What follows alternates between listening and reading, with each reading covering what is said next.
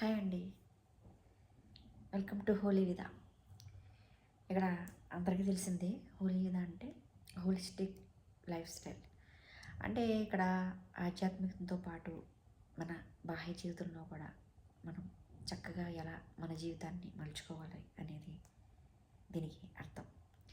ఇక మనం మెడిటేషన్లోకి వెళ్ళిపోతే, ఈ మెడిటేషన్ అనేది చాలామంది పెద్దవాళ్ళు అయ్యాక చెయ్యాలి, వైరాగ్యం కోసం చెయ్యాలి, లేకపోతే ఏ సన్యాసులు చెయ్యాలి, ఇది ఫ్యామిలీ లేని వాళ్ళు చెయ్యాలి అని చెప్పేసి ఒక అపోహ ఉంది బయట. దీనికి అది సమాధానం కాదు. ఇక్కడ గృహస్థు జీవితంలో ఉంటూ కూడా మనం మెడిటేషన్ చేయవచ్చును, ముక్తి మార్గంలో వెళ్ళవచ్చును, మోక్షం పొందవచ్చును, ముక్తి పొందవచ్చును. ఇక్కడ మోక్షం ముక్తి అని నేను ఎందుకు అంటున్నాను అనుకుంటున్నారా? మోక్షం వేరు, ముక్తి వేరు అండి. దీని గురించి మనం తర్వాత చెప్పుకుందాము. ఈ మెడిటేషను అన్నీ ఉన్నవాళ్ళు ఎందుకు చేయాలి అని అడుగుతారు. అంటే డబ్బులు మొత్తం అంతా ఉన్నవాళ్ళు ఎందుకు చేయాలి అని అడుగుతారు. నిజంగా చెప్పాలంటే అన్నీ ఉన్నవాళ్ళు చేయాలి, ఏమీ లేని వాళ్ళు చేయాలి. అన్నీ ఉన్నవాళ్ళు మేము బాగానే ఉన్నాం కదా, మెడిటేషన్ ఎందుకు మాకు అంటారు. మనశ్శాంతి లేని వాళ్ళు మనశ్శాంతి కోసం వస్తారు, లేదా హెల్త్ కోసం కొంతమంది వస్తారు, లేదా ముక్తి కోసం, మోక్షం కోసం కొంతమంది ఈ ధ్యానంలోనికి వస్తారు. కానీ ఏదైనా సరే మనం అనుకున్నది మార్గం అయితే ఒక్కటే కదా, ధ్యానం. ఇక్కడ నేను ఒక ఉదాహరణ చెప్తాను. సపోజు జిమ్కి వెళ్ళిన వాళ్ళు కొందరు కండలు పెంచుకోవడానికి వెళ్తారు, కొంతమంది వెయిట్ లాస్ అవ్వడానికి వెళ్తారు, కొంతమంది ఆరోగ్యం కోసం వెళ్తారు. ఇట్లా రకరకాల అభిప్రాయాలతో వాళ్ళు జిమ్కి వెళ్ళడం జరుగుతుంది. అభిప్రాయం ఏదైనా వెళ్ళేది వాళ్ళు ఒక్క చోటుకే కదా, జిమ్కే కదా. అందుకని ఇక్కడ మన మెడిటేషన్లో కూడా మన ఉద్దేశం ఏదైనా సరే మనం ఈ ధ్యానంలోకి వస్తాం.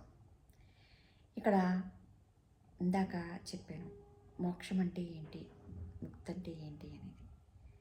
ఇక్కడ మోక్షం గురించి మనం చెప్పుకుంటే కొంతమందికి తెలుసు. మోక్షం గురించి చెప్పుకోవాలంటే మనము చనిపోయిన తర్వాత మళ్ళీ ఈ భూమి మీదకి తిరిగి వస్తాం. మోక్షం అంటే మన కర్మలన్నీ, మన పుణ్యకర్మలన్నీ అయిపోయిన తర్వాత మళ్ళీ భూమి మీదకి తిరిగి వస్తాం. ఇంకా ముక్తి అంటే మనము ఇంకా మన కర్మలన్నీ పూర్తిగా అయిపోతాయి, మంచి అయినా చెడైనా సరే. అప్పుడు మనం ఏం చేస్తామంటే ఇంకా ఈ భూమి మీదకి రాము. ఒకవేళ రావాలనుకున్నా మన ఇష్ట ప్రకారం మనమే నిర్ణయించుకొని ఎప్పుడు పుట్టాలి అనేది నిర్ణయించుకొని మనము ఎక్కడ పుట్టాలి, ఏం చేయాలి అనేది నిర్ణయించుకొని మళ్ళీ ఆ పని మీద మాత్రమే వచ్చి మళ్ళీ తిరిగి వెళ్ళిపోవడం జరుగుతుంది. అంటే సపోజ్ ఇక్కడ మనం ఎవరికైనా ఏదైనా మంచి చేయాలి, ఇప్పుడు శ్రీకృష్ణుడు వచ్చిన పర్పస్ వేరు, రకరకాలుగా కొంతమంది మహానుభావులు వస్తారు కదా. ఆ మహానుభావులు ఒక ఉద్దేశంతో వస్తారు, ఆ పని పూర్తి అయిపోగానే మళ్ళీ వాళ్ళు అవతారం అనేది చాలిస్తారు. అందుకని ఇక్కడ మనం ముక్తి అనే దానికి మళ్ళీ ఈ భూమి మీదకి రాము. ఈ భూమి మీద రాకుండా ఎలాగండి, భూమి మీద బాగానే ఉంది కదా అని మీరు అనుకుంటారు. ఈ భూమి మీద బాగానే ఉంటుంది, కానీ ఇంకా మనకి ఎన్ని జన్మలు ఉన్నాయో, గత జన్మలు అనుభవించాల్సినవి ఎన్ని ఉంటాయో, మళ్ళీ ఈ జన్మలో మనం ఎన్ని ప్రోగు చేసుకున్నామో ఇవన్నీ కూడా లెక్కలు వేసుకుంటే అంతులేని కర్మలన్నీ మనకి పోగుపడతాయి.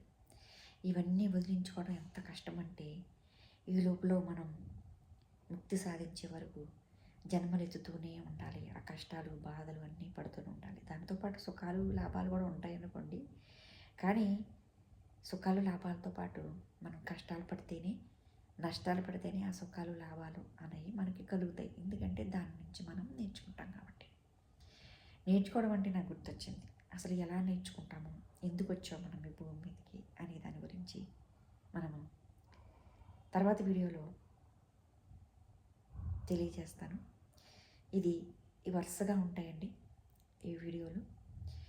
అక్కడ షార్ట్స్ కూడా ఉంటాయి, లైవ్ కూడా ఉంటుంది 7:38 కల్లా డైలీ నైట్ టైంలో. మీరు ఈ ఛానల్ని సబ్స్క్రైబ్ చేసుకొని ఆదరిస్తారని నేను కోరుకుంటున్నాను.